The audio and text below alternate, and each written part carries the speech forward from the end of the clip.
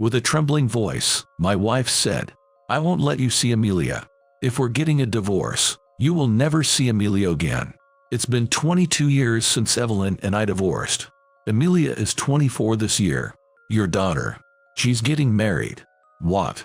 I couldn't help it and found myself at the wedding venue, just to see her from a distance, just once. Then, from behind, a familiar voice called out to me. There was no mistaking it. The voice of the person I love. My name is Oliver. I live alone. Over 20 years ago, I had a loving home of 3. Back then, I believed without a doubt that I would always be with my daughter and wife. But what about now? I'm eating alone, surrounded by loneliness. Back then, I never imagined things would turn out this way. But I don't regret divorcing my wife. You might think I'm just acting tough. Of course, I didn't want to get a divorce. I wanted to be together forever. The name of the wife I love is Evelyn. We met at work. Evelyn, who was the same age and joined a company in the same year as me, was very competent. She immediately put into practice what she was taught, and if there was something she didn't understand, she would find a solution herself. She was very beautiful, and I admired her. But there were some comments made from other supervisors and peers that a woman who is good at her job lacks charm. Evelyn knew that people around her were saying this, but she was a strong woman. Are you asking if it bothers me? Just hearing these things about you makes me irritated. Do you not care? I just had to ask her. Then she opened her mouth wide and laughed heartily as she spoke. Of course, I don't care about that. It's just jealousy. Because I'm good at my job, they're just envious. I'm going to surpass all of them. Then, naturally, they'll have to recognize me. I don't care if they don't recognize me as a woman. If I can do my job well and stand above them, they'll have to acknowledge me as their superior, right? I fell for her then. Evelyn was kind and considerate, the kindest person of all. The way she was terrible at cooking and her tomboyish ways were adorable. I worked hard at my job, determined not to be outdone by her. I worked and worked, wanting to stand by her side. And then, after 2 years of working together, I confessed my feelings to her. Nothing ventured, nothing gained. Even if she rejected me, I wouldn't give up. That's the spirit I had when I poured my heart out to her. What?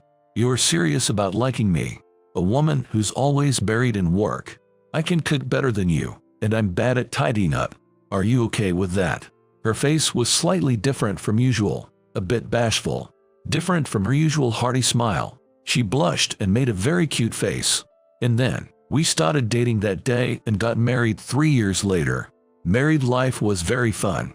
And 6 months after getting married, Evelyn was pregnant with Amelia. She lovingly stroked her belly and said to me, "I'm thinking of quitting my job." Why? You've always felt fulfilled by your work and wanted to climb a ladder. Why now? Are you holding back because of the baby? Of course, I'll help around the house, and if you want to continue working, you don't have to quit. That's not it. As my belly grows, so does my love for this child. I want to be with this child always. I want to watch over this child. That's how I've come to feel. Of course, I find fulfillment in my job, but until this child grows up, I want to be by their side to see them grow. I'm thinking of returning to work once the child is older. What do you think? Our income will decrease, and it might burden you. Don't worry about it. I earn enough, don't I? I can provide for the family comfortably. You've become such a great dad already. Evelyn smiled, looking truly happy. She, who lived for her job and aimed for higher positions, decided to step away from the workplace for a while for childcare. Am I forcing her into this? Is she saying this for my sake? I used to think that way. But she wasn't struggling at all and was very vibrant in raising our child. I actively participated in childcare as well. We went out to various places, gave her a bath together, and put our child to sleep as a team. Our beloved child, beloved daughter who we named Amelia. I was the one who decided, but Evelyn smiled happily. Yes, it's the perfect name for her. Our adorable child, whom we love endlessly. Amelia, thank you for being born. I hoped this happiness would last forever. No, I worked hard to make sure it would. To ensure my wife and child wouldn't have to endure any hardships. To increase the paths Amelia could choose in the future. To save as much as possible for Amelia's sake. That was my thought. Then came the day that changed my life. I received a phone call. "Hello, Ethan, is that you? It's been a while. Long time indeed. Would you like to go out for a drink sometime? I'd like to catch up with you." Drinks? Sounds good. But my kid is still 2 years old, so I can't do late nights. Oh, okay. It doesn't have to be late at night. If our days off match up, that should be fine, right? Got it.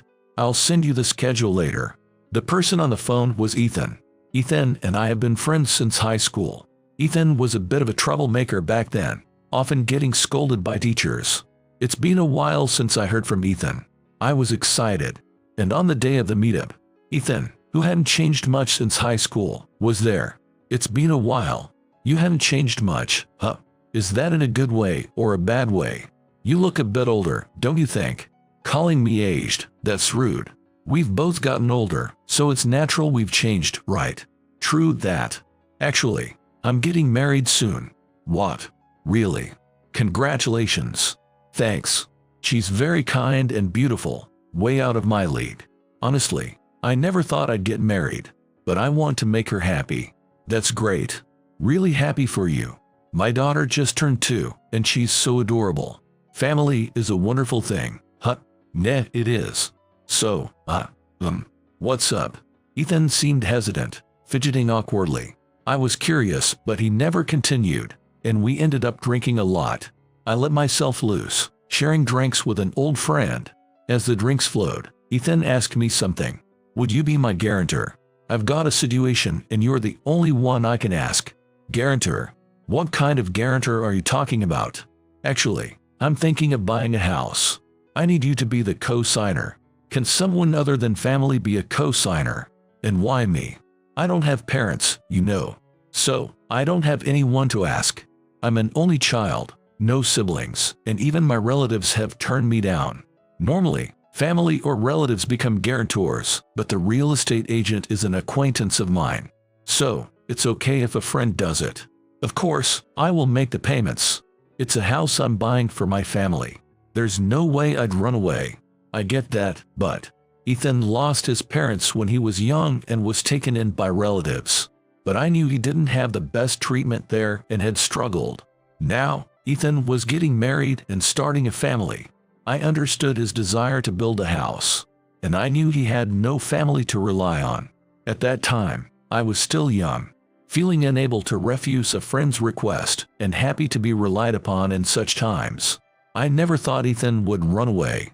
So, I lightly agreed to become a guarantor. We've been friends for a long time. I wanted him to be happy. There was no way he'd run away. Thinking like that, I was really naive. Half a year later, I lost contact with Ethan. Then, a large amount of debt repayment came to me.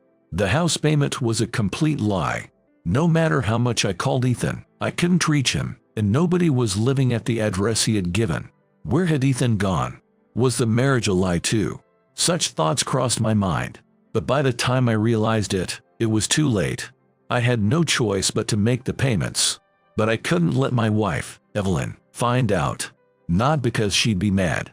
Given her personality, she'd probably lightly scold me with a laugh for being deceived and say, "Let's work hard to pay it off, and then help me repay the debt." That's why I absolutely didn't want to tell her. I didn't want to burden her with such worries. I threw myself into my work more than ever, trying to raise my salary even a little bit. But misfortune seemed to follow, as my dad got sick and collapsed. He needed to be hospitalized, and I was anxious about leaving it all to my mom. Of course, there was also the worry about money. Even with some savings, a long-term hospital stay could drain them completely. At that time, I couldn't think of anything else. The debt, my family, and my daughter's future. After much thought, I decided to get a divorce without saying anything. There were times I thought about discussing it, but seeing the two of them smiling, I couldn't say anything. What kind of face would Evelyn make if I told her the truth? It'd be better if she were angry. I didn't want her to forgive me with that smile, but she's very kind. She might scold me a bit, but then laugh it off with her hearty smile. I couldn't let my actions inconvenience my wife and child. So, I resolved to divorce without saying anything. When I went to get the divorce papers, I noticed my hands and feet trembling. But this was the result of my own actions. Trusting a friend too much, not thinking of my own family, and acting recklessly. This was my punishment. With trembling hands, I received the divorce papers. I went home and filled out the form. And then, I want a divorce. What? Are you joking? Us getting a divorce? Are you serious? I'm serious. Why? You've always cared so much for Amelia and me. There must be some reason. Tell me. There's no particular reason. I'm just tired of married life. Working for the family has become a burden. I want to live for myself now. I'll pay child support, so please, let me go. I didn't want to say this, and I didn't think it. I wanted to scream. I love you guys. I want to make you both happy. That's why I can't be near you. That's what I wanted to say. But if I said such things, my kind wife would forgive me. So, I became the world's greatest actor. I probably outperformed any actor at that time. So just let me go. You're capable of working. With child support, you'll manage, right? Go back to your parents' home. Find a job, and it'll be fine. How long have you felt this way? What about Amelia? That's why I'm saying I'll pay child support. What more do you want? Are you really not hiding anything? Is that truly how you feel? What else is there? I'm tired of playing the good father. Looking at single guys, I'm envious. They spend money freely, hit the bars, and seem to have a blast. They say marriage is like prison for a man, right? After getting married, I finally understand that sentiment. Why would you say that? Evelyn looked down, desperately holding back tears. But that was convenient for me. I didn't want her to see my face. If my tearful face was seen, the lie would be exposed. I turned to leave the house. Then, with a trembling voice, she said, "You won't see Amelia again. If we divorce, you'll never see Amelia again.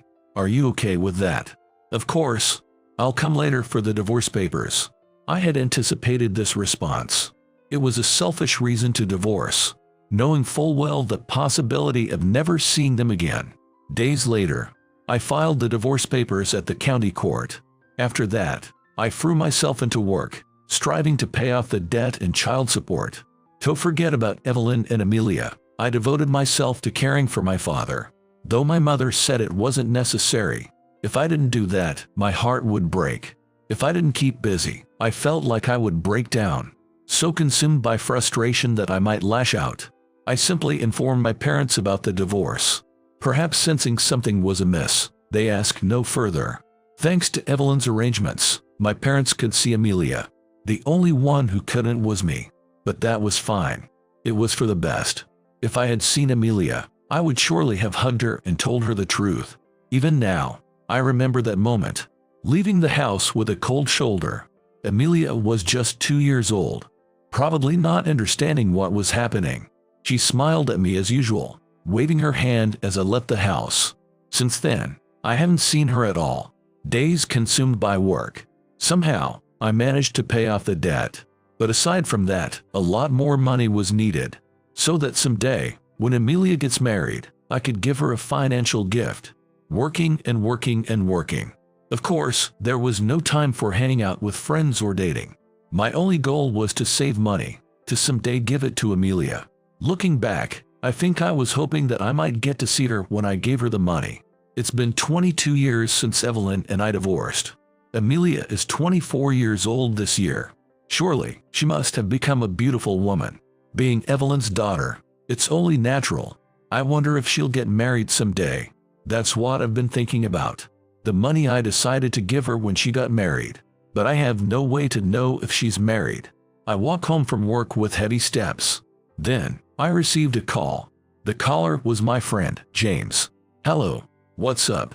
It's rare for you to call. I have something I want to tell you. Want to go out for a drink sometime? My place is fine too. I know you don't usually go out to drink, but I really want you to hear this story." With a serious voice, he said that, and I agreed, curious but also feeling strange. And a few days later, James and I clinked glasses at a bar. "It's been a really long time since I last had a drink. Thanks for inviting me. It's a nice change of pace. You never came out for drinks when I asked before. Always talking about wanting to save money and all that. I was worried you might work yourself sick. I'm not that frail. I'll be fine. Do you know why I called you out today? How could I know? Your tone was so serious. I just thought it might be something important. You hadn't heard. Well, that figures. What's it about? Don't beat around the bush. Just tell me. I'm dying to know after you put it like that. Your daughter. It seems she's getting married. What? In that moment, I couldn't hear anything else around me. The businessmen who were chatting next to us. The group of women getting excited about their love life. The waiter taking orders. I couldn't hear anyone's voice. Just James's voice came through clearly. Amelia is getting married. I got the invitation. James was a mutual friend of Evelyn and me. He also used to hang out a lot with Amelia. So, it makes sense that he would get an invitation to the wedding. Amelia is getting married. Huh? Right. She's at that age. I wonder what kind of person her partner is. The person she's marrying seems really sincere and kind. I hadn't told you, but they've been together for 3 years. Anyone can see he's an outstanding young man. I see. Is that so? Marriage, huh? As long as she's happy, that's all that matters to me. I put a lid on my true feelings. I want to go to the wedding. I want to see her in a wedding dress. I suppressed the desire to say such things and pretended like everything was normal. I hadn't told anyone about becoming a guarantor and ending up with a huge debt. That's why James didn't really know why I got divorced. Don't you want to attend the wedding? I don't know why you got divorced, but I've sensed it wasn't something trivial. There must have been some compelling reasons, right? Reasons? Well, that's just. If you really want to attend the wedding, I'll make it happen. So please, tell me what you're thinking. Don't you want to go to the wedding? Aren't you the one who wants to see Amelia's big day the most? Of course, I want to see it. I'm dying to see it. I really wanted to be right there beside her, watching her closely. But how can I show my face there? Such a failure of a father. No, I can't even call myself a father. I'm sure she doesn't remember me, and she must resent me. Tell me what happened. I only heard that you got divorced, but I don't know why. There must have been some reason, right? If you tell me, I can make sure you get to the wedding. It's fine, really. Don't worry about it. I don't plan on going to the wedding. If I went, I'd probably just be a nuisance. But I cut off the conversation there and didn't touch on the subject again. James seemed to understand that I didn't want to talk about it and didn't say anything more. But since then, all I can think about is Amelia's wedding. I still love Evelyn and Amelia as much as ever. The feelings of wanting to see them and thinking I shouldn't go are all mixed up. Amidst all this, I received an email from James. The content of the email was very brief. Location, time, and date. Surely, the place and time for Amelia's wedding. And at the bottom, it just said, what you do is up to you. There's no way I can go. I shouldn't go. Despite knowing this, my heart raced, and an indescribable excitement enveloped me. And the day of the wedding came. My feet, unable to resist, were heading towards the venue. However, there's no way I, uninvited, could enter. I knew that. Sneaking into the wedding venue, I couldn't possibly do such a thing. Just from a distance, just one glance. I wanted to see Amelia in her wedding dress. I wanted to see Evelyn and Amelia smiling. With slightly trembling feet, I mustered courage and slowly approached the venue. One step, then another. I steadily get closer to the venue. Around me, there were women in dresses laughing joyfully, and men in suits. I just wanted to see Amelia, if only for a moment. I'll leave once I've seen her happy smile. I make excuses to myself and take another step towards the venue. Then, from behind, a familiar voice calls out to me. It's a voice I couldn't possibly mistake. One I dearly love. Is that you? Evelyn? Why are you here? You weren't invited, so why? Being found by Evelyn so quickly was unexpected. But now, I won't be able to see Amelia's face. It's only right that I'm thrown out. I came to the venue uninvited and caused discomfort. Evelyn approached me and raised her right hand high. As I closed my eyes, I was enveloped in warm hands. When I cautiously opened my eyes, Evelyn was hugging me. Her hands were trembling slightly, and I could even hear her small sobs. Not understanding what was happening, I couldn't move from the spot. You really. I quietly put my hands around her back and gently stroked up and down, trying to soothe her. After a while, she seemed to calm down, wiping her tears with a handkerchief and pulling on my hand.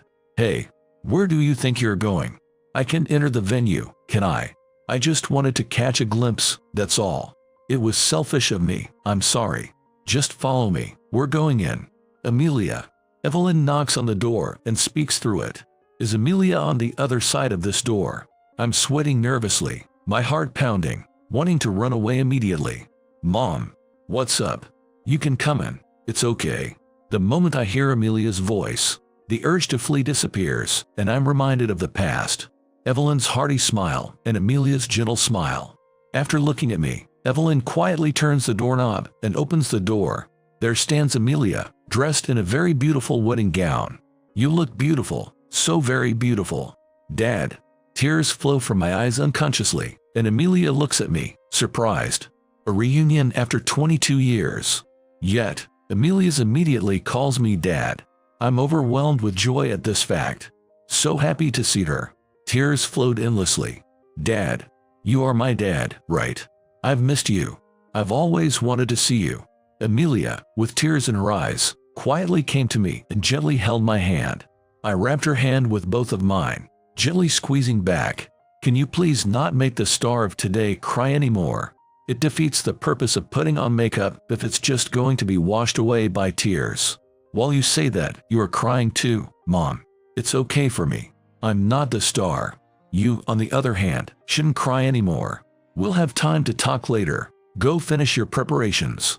Got it. See you later, Dad. Our hands reluctantly parted. And then, I left the room with Evelyn. We were led to another room, just Evelyn and me. Not knowing what to say, I remained silent. Then Evelyn spoke. You don't need to lie. I already know everything. What do you mean by you know everything? Ethan, you became a co-signer for that person, right? And then he ran off, leaving you with a huge debt. After that, your father got sick. You divorced us thinking about our family, didn't you? Isn't that so? How do you know about Ethan? I hadn't told anyone, not my parents, not my friends. Ethan came to my house. He said he was sorry for leaving you with a debt, that he had betrayed a friend, and he was truly sorry. He apologized with his head bowed.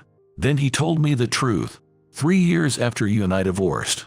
Ethan didn't know we had divorced, and he apologized while crying. He also promised me he would pay back the money. So, you knew everything. I tried to call you to give you a piece of my mind, but I couldn't get through at all. When I went to the address your parents gave me, it was empty. No one lived there, which shocked me. I hadn't told my parents about the debt, so I couldn't tell them I was living in a rent-down apartment. I had given them a fake address, and there was a reason I changed my cell phone number. For the first year after the divorce, I was secretly hoping Evelyn might contact me.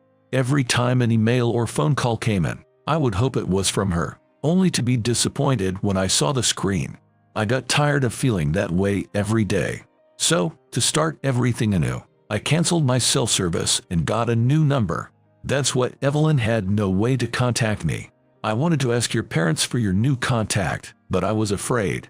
I was scared they would say you didn't want anything to do with us anymore, not because of the debt, but just because you didn't want us. I couldn't bring myself to reach out. How could you think that? Of course, I knew, but I despised myself for even thinking that.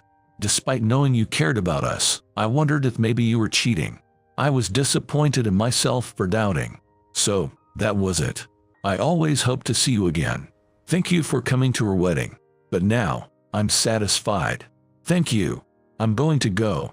Then, the door behind us opened, and Amelia burst in energetically. Why are you leaving? You came to see my big day, right? And there's so much more I want to talk about. Like how I met him and what he said when he proposed. Oh, and I'm working at a publishing company now, and I get a lot of praise from everyone. There's so much I want to tell you, so you absolutely have to attend the wedding, okay? I really still have so much I want to talk about. Amelia's determination swept me away. It was like seeing Evelyn in her younger days. Raised by Evelyn, Amelia had grown into a very beautiful and strong woman. Dad, I heard that you were the one that gave me my name, Amelia. You used to say Amelia, my beloved child, right? I love this name. It's proof that both my mom and dad love me. So, Dad, you'll attend the wedding, right? Yes, yes. Of course. Amelia tried hard not to ruin her makeup, furrowing her brows to hold back the tears. That face was somehow funny, and the three of us ended up laughing together. Then, I walked down the aisle with Amelia. I was so nervous I could hardly walk properly, and after it was all over, tears of indescribable emotion flowed, as if it was the most natural thing in the world. There was a seat prepared next to Evelyn for me. Even though she said she wasn't sure if you'd attend, she was adamant that Dad will definitely come. Your seat was prepared regardless of whether you'd come today or not. Is that so? Thank you. And thank you for raising Amelia so well. You're welcome. And thank you for the child support every month, even in tough times. You paid way more than a going rate, didn't you? I was worried about what kind of life you were living. Hey, you know, I was dying to give you a piece of my mind. Yeah, I'm sorry. So, after this, I'm going to give you a long lecture. And will you listen to just one request of mine? If it's something I can do, anything. If you still love me, I want you to marry me again. I've been waiting for you all this time, along with Amelia. I always believed that someday you would come back to me. Can I really be this happy? Oh, don't get me wrong. Didn't I tell you I have a lot of complaints? I'll spend a lifetime lecturing you, so be prepared. That's scary. Evelyn laughed with the same hearty smile she always had. And then, during the bouquet toss, Amelia smiled and threw the flowers toward us. Evelyn was the one who caught it. I want Mom and Dad to remarry, so this is for you too. Mom, you've been waiting for Dad for so long, so don't make him wait any longer. Hey, Amelia. Evelyn's face turned red, and the guests laughed loudly. It was the happiest day of my life. Afterwards, Evelyn, Amelia, and I had a lot of conversations about the lives we had lived, how wonderful Amelia's husband is, and so on. Feeling joyful and fulfilled, my life, which seemed to have paused, finally began to move forward again. I remarried Evelyn, and now we live together. Ethan, as promised, had handed over all the money to Evelyn. I haven't seen Ethan since then, but I hope he's found happiness somewhere. Dad, look, the photos from the other day. I brought them. Are you visiting us again? If you keep doing this, your husband might get fed up, you know.